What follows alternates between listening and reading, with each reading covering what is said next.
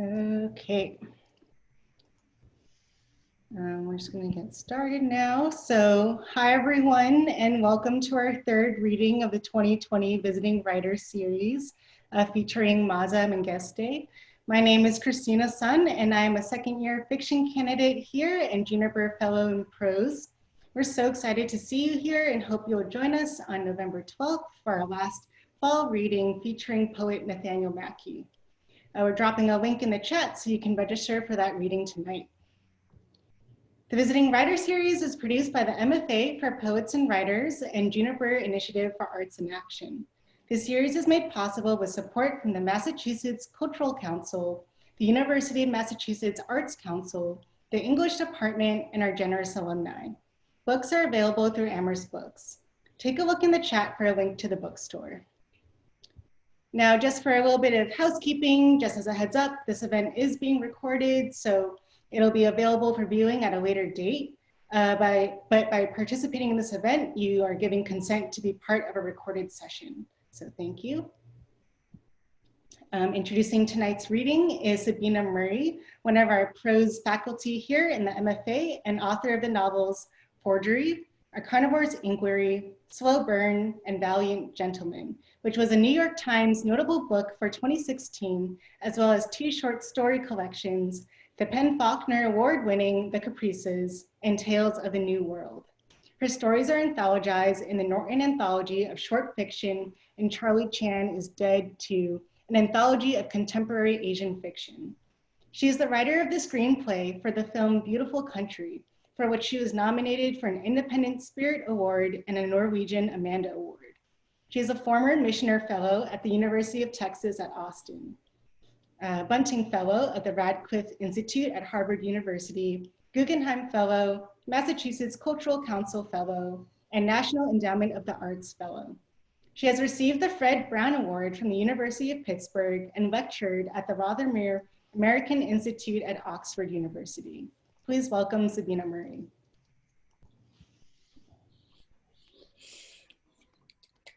Hi, everyone.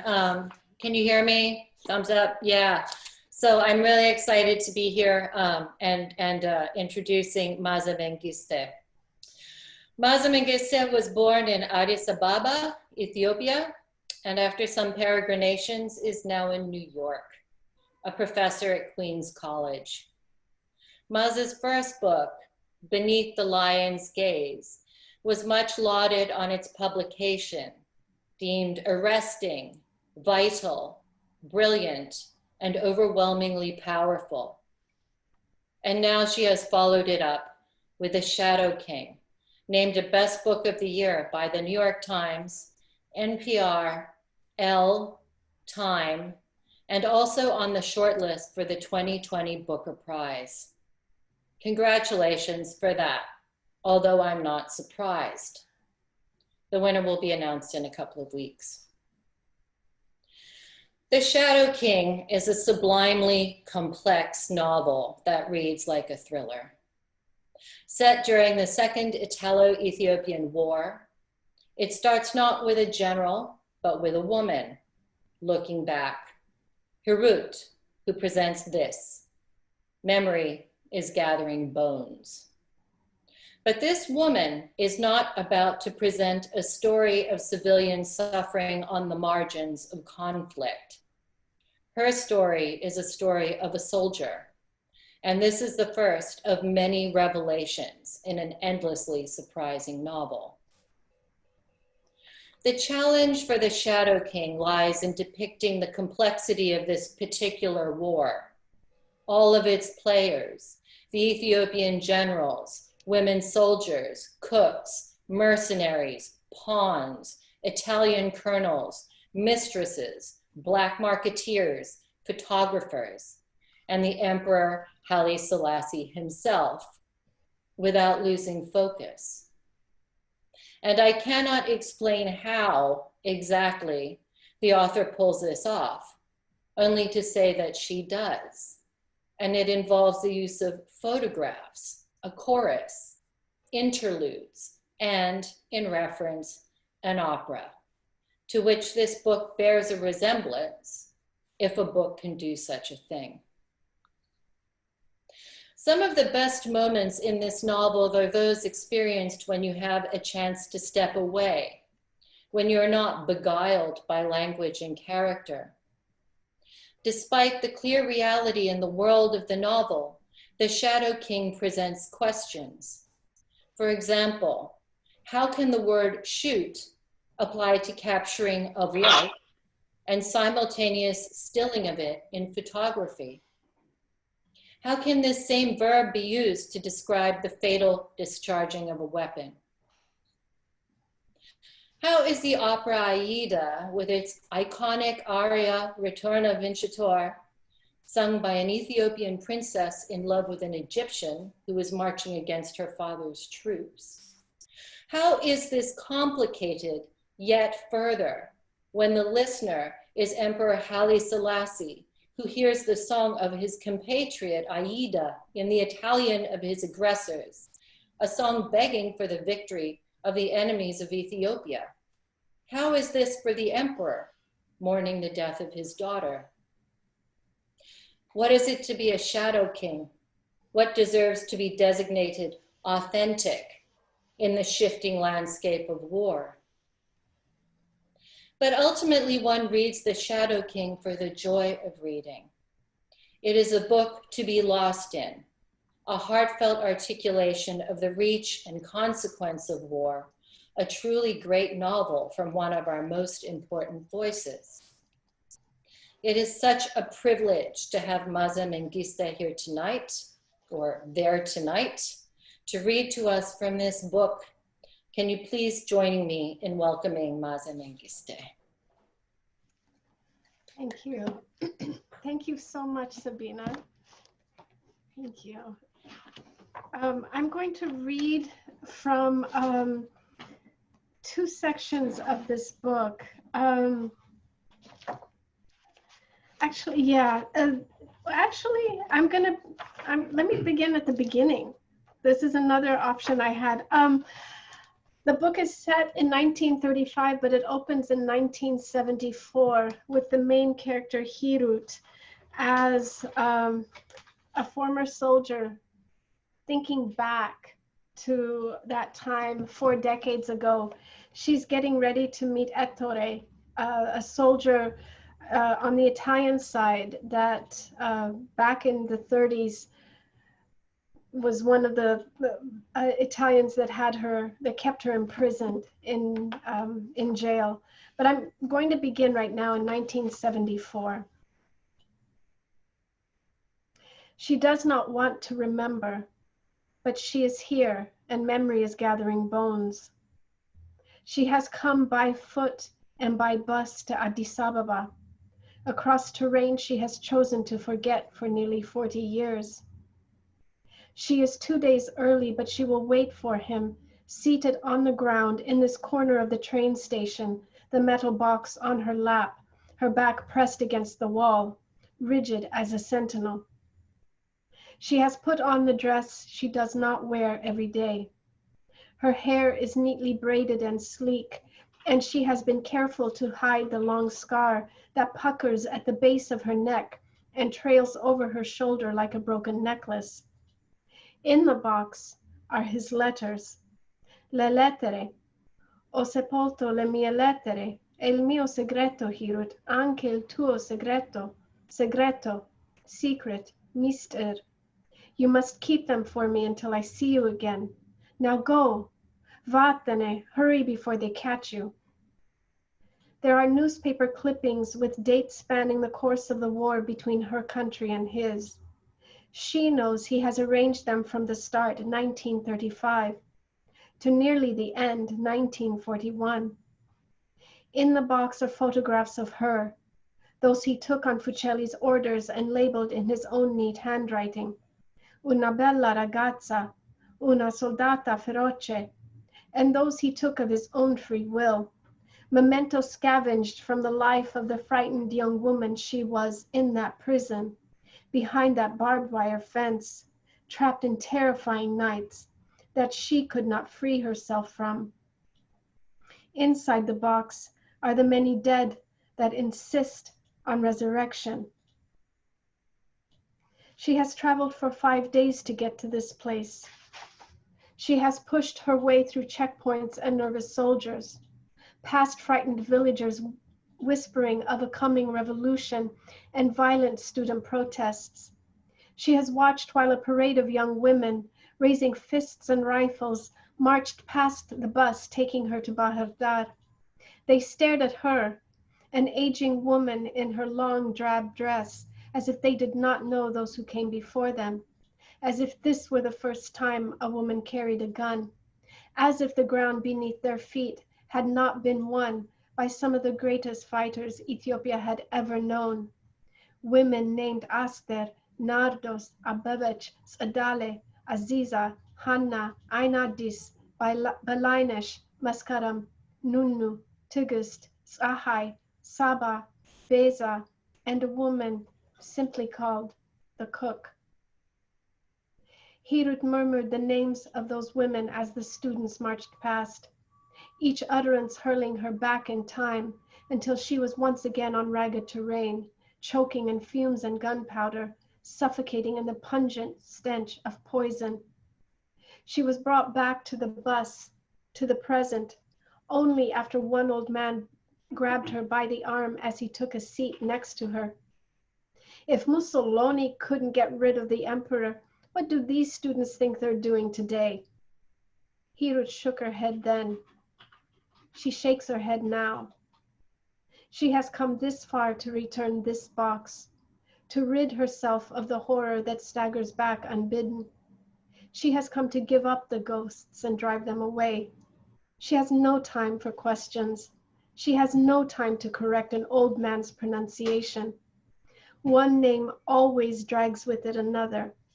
Nothing travels alone. And I'll end that section. And if I have a moment to read another quick section, I think I do. Sabina's not here. I am going to read from the Italian section. And this is Ettore's perspective. And this is a moment right after the Italian camp has captured an Ethiopian fighter, and they've just executed him. Father,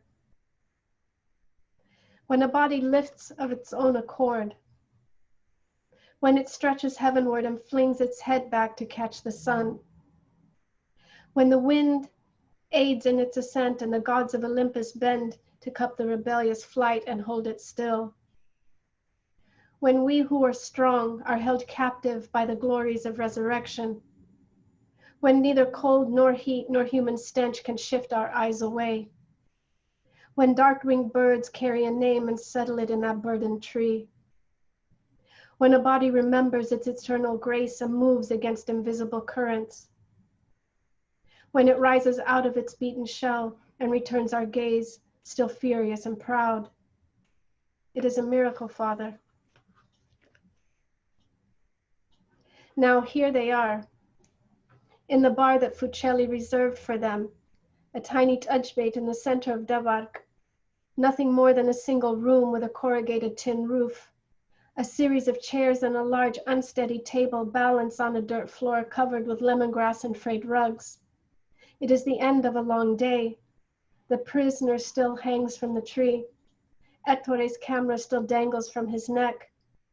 2 exposed rolls of film still poke in his pocket against his leg. There is ample evidence that he is here outside of Gondar in this Tajbeit far from home, and yet he cannot erase the image of his father stepping into the bar, a stack of photographs gripped in his hand while looking for answers. Ettore rubs his head. He has had several beers and the waitress is bringing more, but it is only his father's voice that he hears.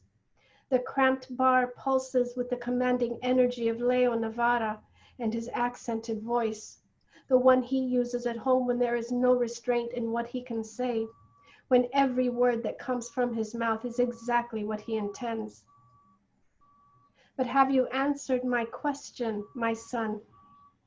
Do you know what you would see if you sat in a dark windowless bar in the middle of an African city, and a girl were to walk toward you with a bottle of beer? What would you see, Ettore, if you turned in your seat to observe Mario and the others beckoning this waitress who is moving toward them in her native dress and lowered eyes? Is the body in shadow or in light? Remember, son, you are not home. There is no poetry in this place. There is no honorable stare that happens between these walls. Son, you who are here in this bar crammed full of soldiers drilling this girl with their eyes while a young man hangs, what do you have to say? I say, the eye will hold in itself the image of a luminous body better than that of a shadowed object. I say, Father, the eye has the power to keep what it sees. The eye is greedy. The eye will always seek and devour that illumined figure made visible by predatory light. Fofi says, did you see him? Did you see the way he was smiling even when I pointed my gun at him from the ground? Fofi says, did you see the way he tried to act tough and stare at me even after they tightened the rope? Fofi says, did you get a picture of me next to his feet, Ettore? Can we call you Photo? Everyone laughs, Mario the loudest, and Ettore nods and he laughs and raises his camera and points it at Fofi and he says, I'm going to shoot you now. And it is funny, Father, it is a joke. And so we laugh and we spend that night around that table telling jokes and miming faces so we do not hear the fresh cries coming from the villagers. Their voices a ripple extending from the horizon to the ends of the earth. Because, Father, this is war. Is this war, Fofi asks, as Mario buys him another beer. This is not even war, Giulio says, but he is not laughing.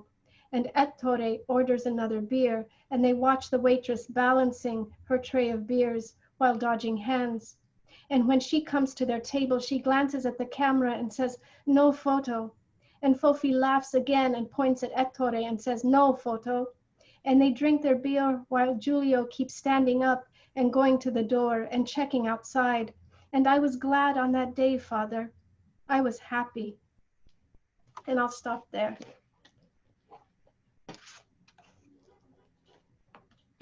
Wow, thank you so much, Maaza. Thank you. We're all clapping, I know we are. Thank you. Long day for you, so I'm excited. It's fine. I'm glad to be here. I know so many people here. This is great. Good.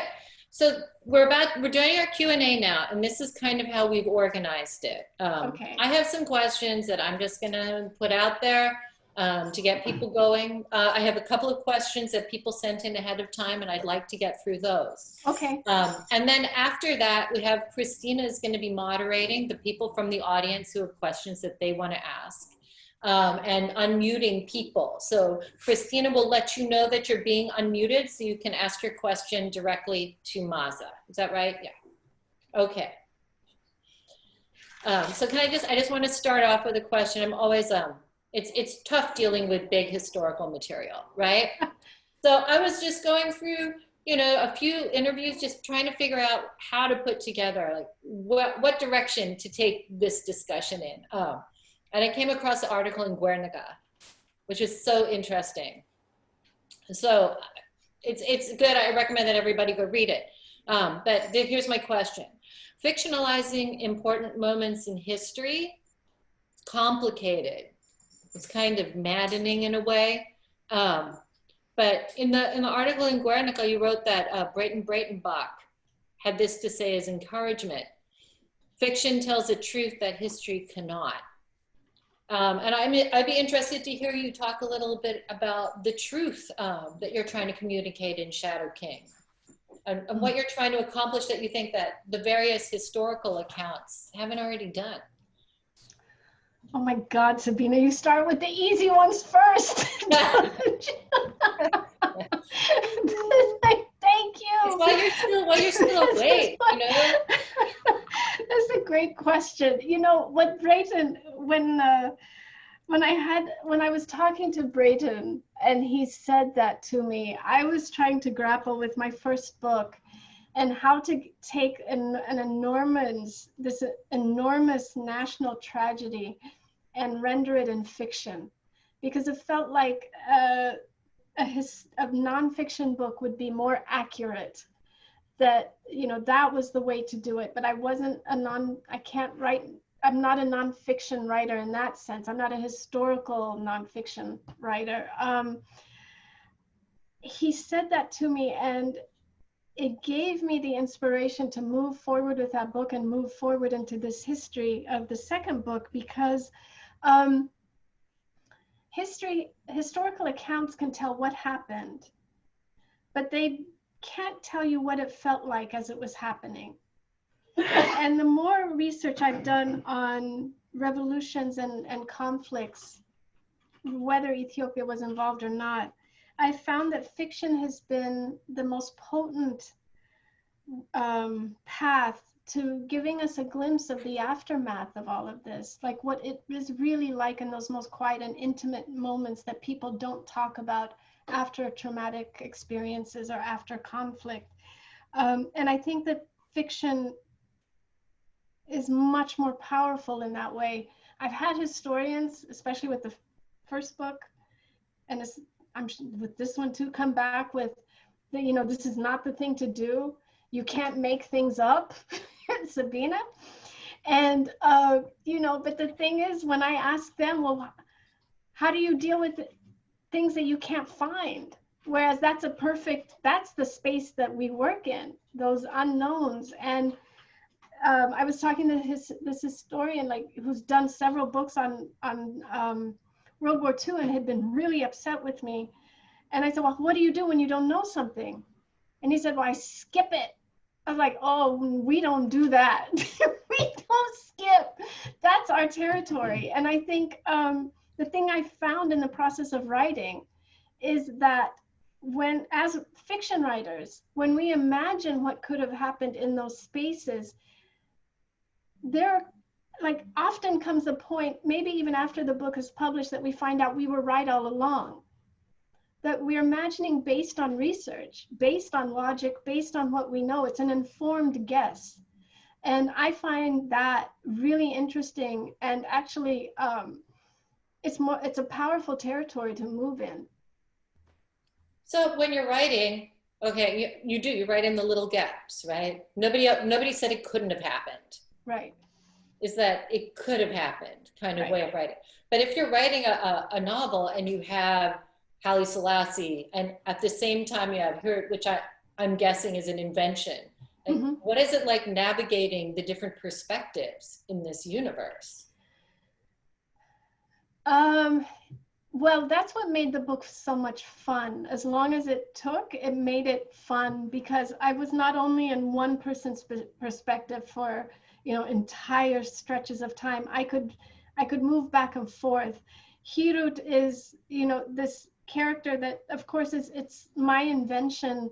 She's dealing with so many different things, but essentially she believes that she is a soldier, and if she's guarding territory, she's also guarding her own body as territory. You know, she's just not giving in on one side or the other. That was fun to write, despite all the difficulties she went through. Haile Selassie he was interesting because he's a historical figure, but I realized very early on in my research of him that he had created a myth of himself. And when somebody creates that myth and you're able to step in and start nudging those edges, that makes it really enjoyable to read.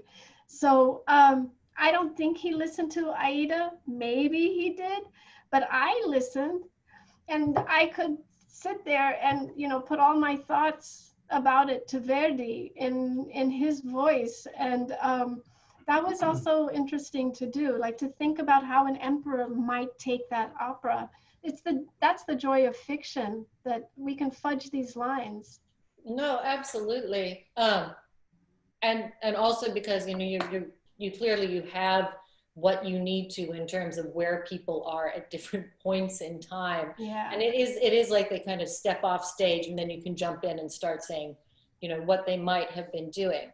And I find this interesting particularly as you have some characters that are invented, and then they're occupying space with the real. But then having read Beneath the Lion's Gaze when it first came out a long time ago, and being very riveted by that book, and then you have Figure, the main character in that, and I'm just checking, Hailu. Okay, I was really surprised. You know, Dawit and Hailu, these brothers who show up in Shadow King, and then Dawit turns to him and says, "Oh, you should be a doctor," or something very casual like that. So it made me see, you know, like this is Maaza Mengiste's, you know, fictional world. It's big, and it just made me wonder, like, as you're putting together your next project. Is it a piece that like clicks in with this universe, or are you doing something completely different? Oh my God, the what's next question. I can't help it. People want to know. I don't know, but you know, I will say that when I was writing the second book, I didn't know that Hailu would come up in the Shadow King the way he did. But initially, I knew that there would have to be a doctor, somebody dealing with medicine, and it had to be somebody from a village, because they weren't, you know, they weren't trained at that time. And as soon as I started figuring that out, it just felt like, oh, wow, here's Hailu. Yes, of course, because Hailu talks about his experiences in BTL, in Beneath the Lion's Gaze. There was a universe I was working towards. There were questions I was asking about what we carry with us, what we carry forward from our past. How much can we really let go? And he was a really interesting person to consider. That last chapter, that last section of the Shadow King, where he appears, is the first chapter of Beneath the Lion's Gaze. So the books are puzzles. I had fun doing that. That was my own joke or whatever to myself. I didn't know if anybody else was going to figure it out. It was just something I did and let it go. I just had fun with that after so many years of like hell with revision. So, but in terms of what's next, I think I'm still dealing with questions about war and conflict. War just dramatizes things. It amps every emotion people have, and that accelerated, you know, space is, I really like it. I like that. So I think that's where like the research. I love the research. You're not done with it yet? Well, let me tell you though, that the day I hit send on that final draft of my book to send to my editor, I hit send and I shut down the computer and I said, never again. Never. No more research, no more historical fiction, no more this. I am like present day, I'm going to do something where I don't have to look it up. But I think I'm slowly inching back. Never say never. No, well, that said, I'm curious, you know, usually when you get into these big research projects, at least, you know, whatever, my narrow experience, but there's always this moment of serendipity. You're looking for something, you find something else, you're looking for something that turns into something else. Do you have any stories like that from your time in the trenches of research? You know, I was telling this story to the group in the students that I talked to just an hour ago, where I got in this rabbit hole. As you know, it happens. You know, it happens with research. You start one thing and something leads you to something else, something leads you to, and then at some point, like late at night, I'm staring at all these pictures of like Hitler's doppelgangers and all of Mussolini's doppelgangers. And I'm sitting there going, God, these poor men, like they're cursed with a face that looks like a monster's face, you know, and their lives were completely screwed because of that. Like they were used, they were put in the service of this regime. And that's when I thought, oh my God, what if Haile Selassie had a body double? Like, of course, you know, when he left, the army would have been demoralized. What if a Shadow King came up? I know it had been used historically, but it was not used at that time with him. But that's how that was invented, by looking at these obituaries of these other, other doppelgangers, which isn't, it's not funny, but. It's kind of funny. I mean, it's not funny, but it's still kind of funny. Yeah. Okay, well, that. Yeah, I mean, I'm not going to say anything about fake Melania now. But. Not now, later. So I want to bring in some questions. I think, should I just read the ones that are in the chat, Christina? Is that good? We can just, I don't know if people like wanted to speak to Maaza. Okay. Okay, so I don't know, we can moderate back and forth. Do you have people waiting to ask questions? Because maybe we should just open it up that way. Yeah, we have like 3 questions already. Right. You can go in order if you want. We can start with Edie. Edie, I'm gonna unmute you right now, and then you can ask your question. Hello, Maaza. Hi. Thank you for that beautiful reading, and Sabina for that intro. I was just curious what you thought about Richard Kapuzinski's The Emperor and that kind of polyphony and the way he appropriates voices and channels Haile Selassie and people of his court. Like what that book, which I really have loved, had to do with your thinking when you were creating this book.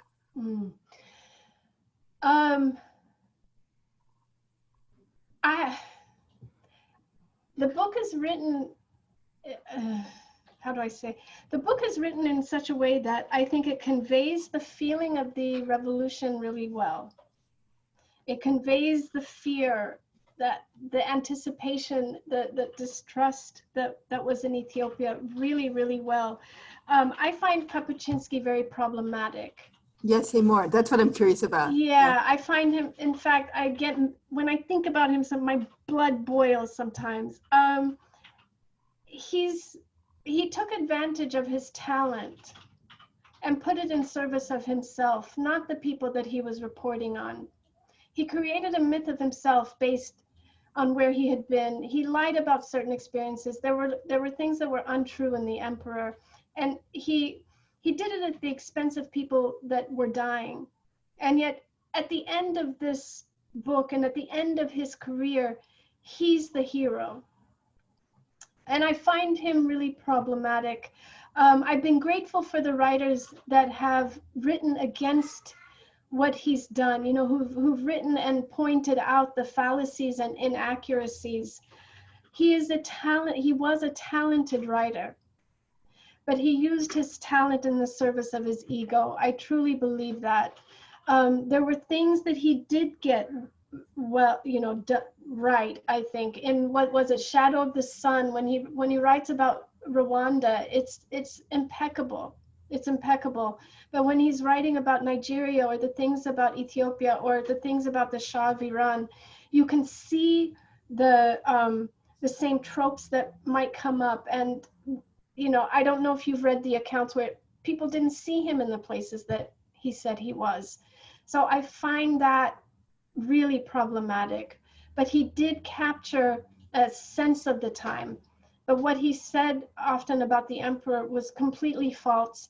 And the interviews that he said he had, he couldn't prove it. He couldn't back it up. These people didn't exist. Okay, thank you so much. That was really useful. Thank you so much. Thank you. Looks like we have another question from Yvette, who's a second-year fiction candidate here as well. I'm gonna unmute her, and Yvette, you're good to go. Thank you, Maaza, for that reading. And as an African student, it's so exciting. It's good to hear. Thank you. Good to meet you. So your novel borrows and engages from with different art forms, such as the photography, music with the chorus of women, and it's been described as an opera. And there's so much that we can learn from this book about craft, experimentation, playing with form, and low-key flexing. But oftentimes books by African writers and African women are overlooked. The craft in their books is overlooked. Is this something that you've noticed in your own career and in the careers of peers? or with the reception of this book?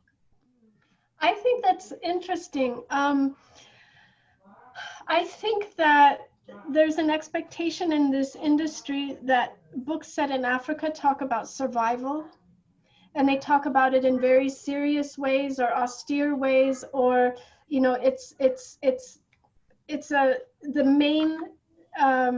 main attraction to the book is the subject matter, as opposed to style or structure or any of those artistic, imaginative things that writers do as art. I've often thought that, African writers, that we are supposed to talk about survival and write it in such a way that it's so clear and blatant and laid bare.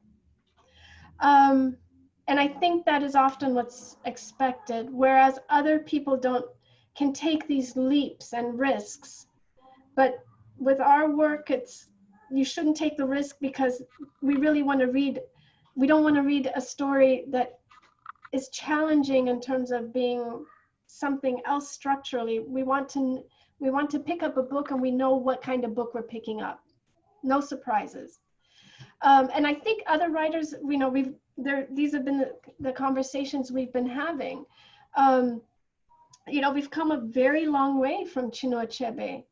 We've come a long way. Even Wally Soyinka is still writing, but we've come a long way from him as well. And writers now are writing from and pulling in different experiences, different backgrounds, different reading histories. So why wouldn't the literature also be, seeped in that? Yeah, I have seen that, and I think it's changing. I think when you look at The Old Drift by Namwali Serpel, where the opening chapter is from the perspective of mosquitoes, and Patina Gapa is writing with such humor. And Jennifer Makumbi is just writing these epics that are beautiful. It's changing. But I think sometimes people are uncomfortable because they want to know what they're picking up when they pick up a book about Africa. But other writers get a little bit more leeway and maybe a little more trust. But I think that's changing.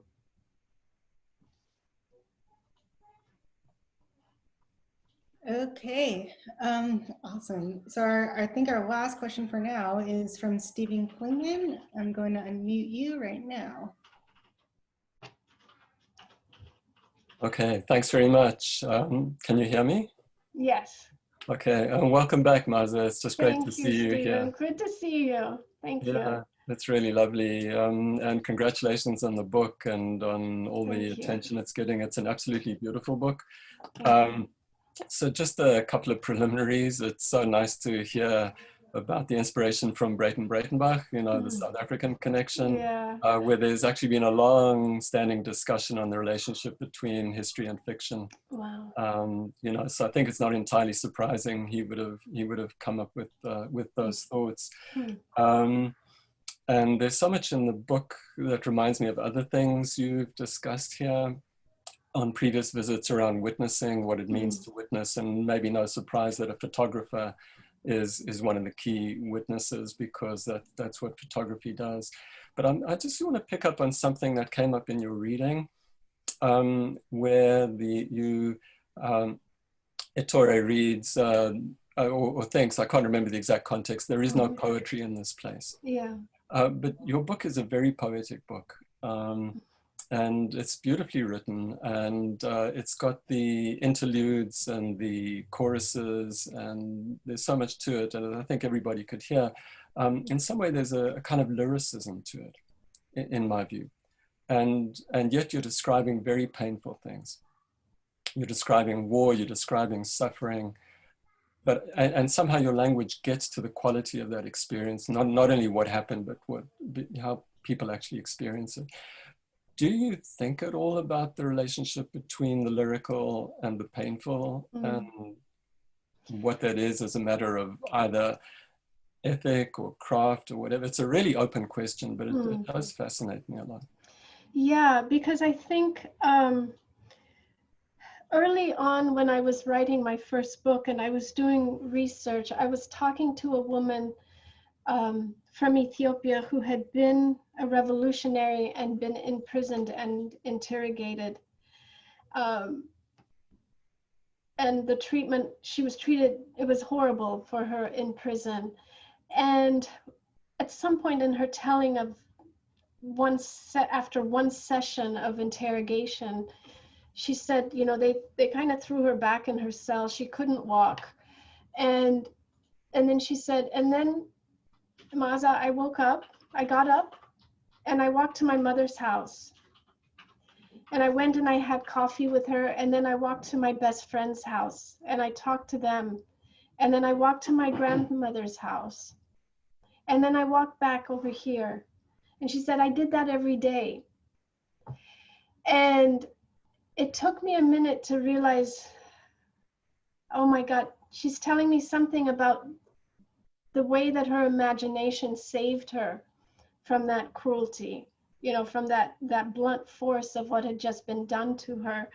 And I've thought about that, her story often, and really thought about the way that we are wired, we are made with mercies built in us. Our brain offers us those pockets of gentleness and mercy and kindness when the body can't seem to take it anymore, or when our intellectual capacity can't take it all in, that our imagination steps in and gives us those moments of beauty. And we all have it. We're all wired that way.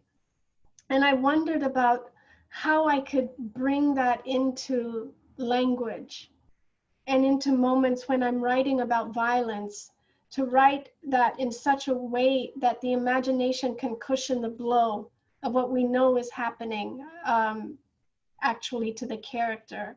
So when it gets more violent, I tend to use other language to elevate above that, so that it becomes a moment of transcendence as much as anything else about the physical.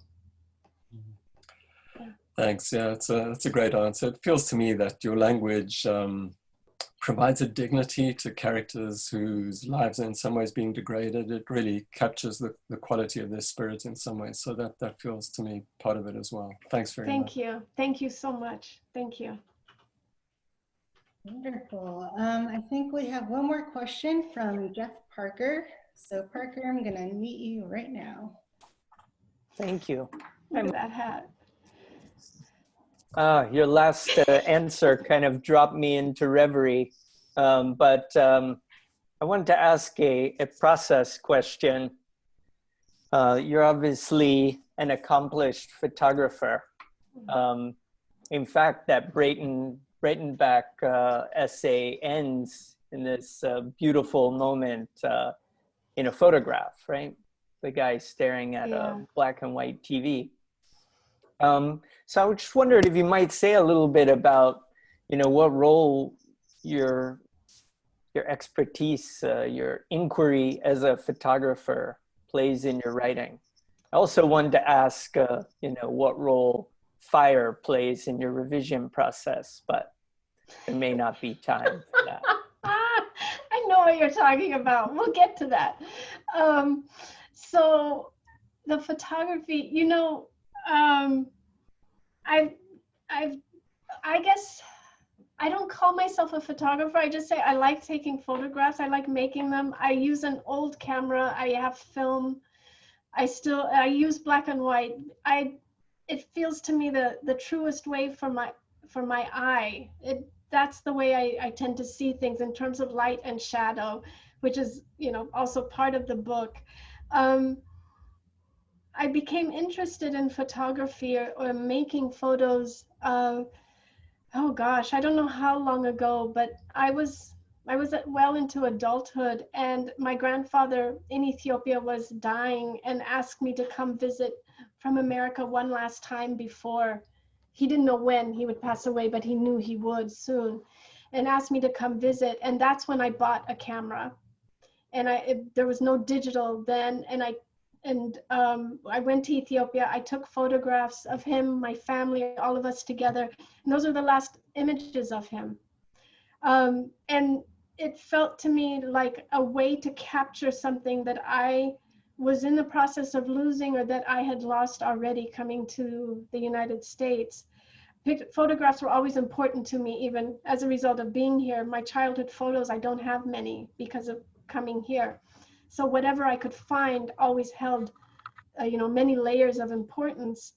I've been using a camera now, I don't know for how long. Initially I thought that I was making photographs to get out of words, to clear my head in the process of writing. I would go step outside, or any city, that's the thing I would do, is go out and shoot. And but I realized even then I was still constructing narratives, or still trying to construct narratives. I often take portraits, and I realize I'm just really fascinated with people and their stories, and what you can see just from what they allow you to see. So it's integrated its way into my writing, and in a way I didn't anticipate when I first started it. I thought it was just something there, but it's made me think about writing. And I think using a film camera, with a really old camera that's sometimes so annoying to load and do all of it, feels like the process of writing to me. It feels like writing a novel. It takes time. You can't just shoot the way you can with digital. Digital drives me crazy. I'm still trying to get used to it, but film feels like writing. And yeah, thank you for asking that. And it's worked its way into the book in terms of what is shown and what it actually means. Yeah. All right, I think we're just gonna wrap up with a couple more questions. I think we'll go to Ejike first, and then Sabina will wrap us up with a couple more questions. So I'm gonna unmute you right now.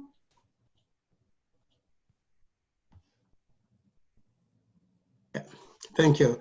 Hi, Maaza. Congratulations on the book. Thank you. Thank you. I confess I'm yet to read it, but I will be reading it starting from this week. But yeah, I edit a magazine called Nigerian Parents Magazine. And one of the things we've been doing is talking to writers like you. So I've interviewed Okendibe, I've interviewed Chigozie Obioma, and a few other writers.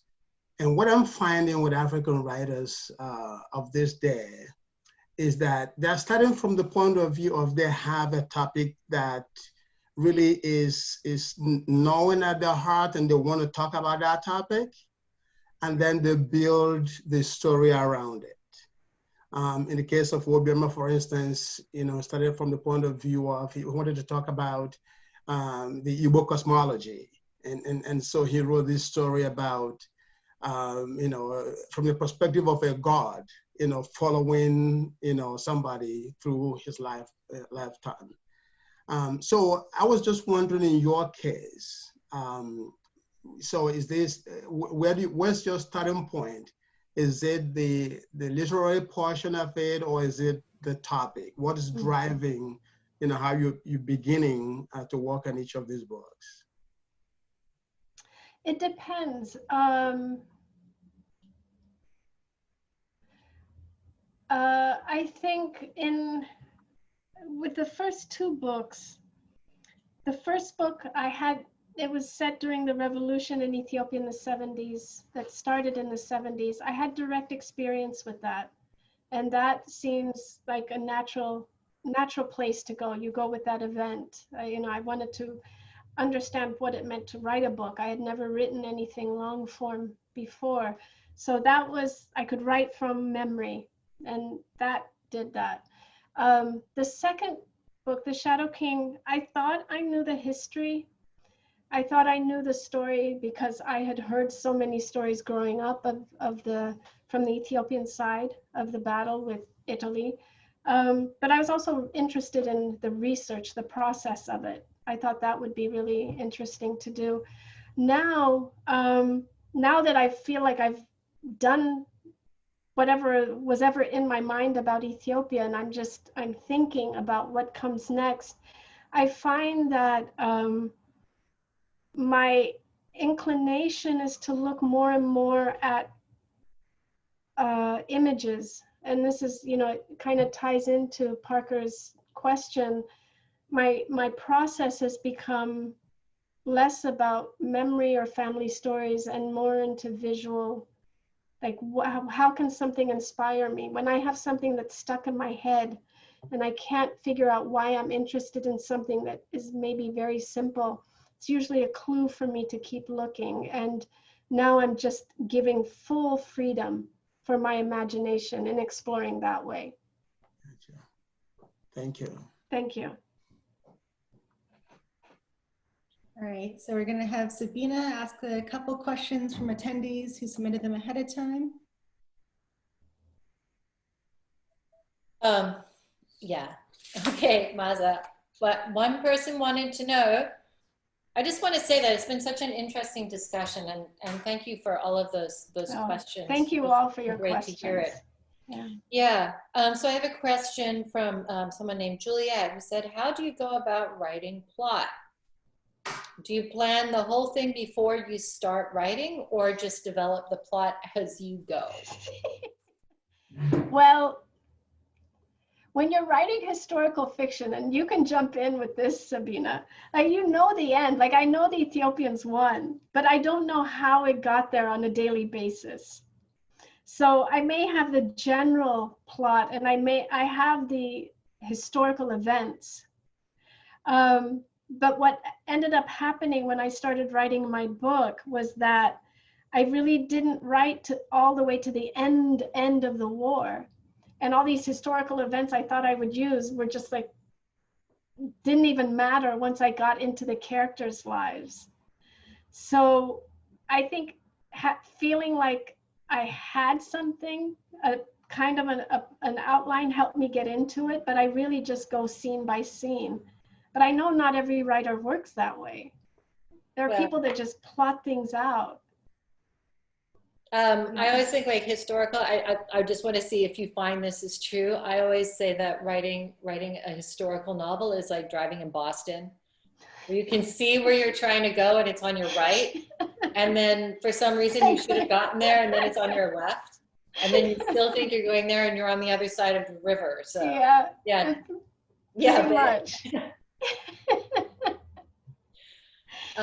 Yeah. Now, the other question I have, and this is kind of a funny one.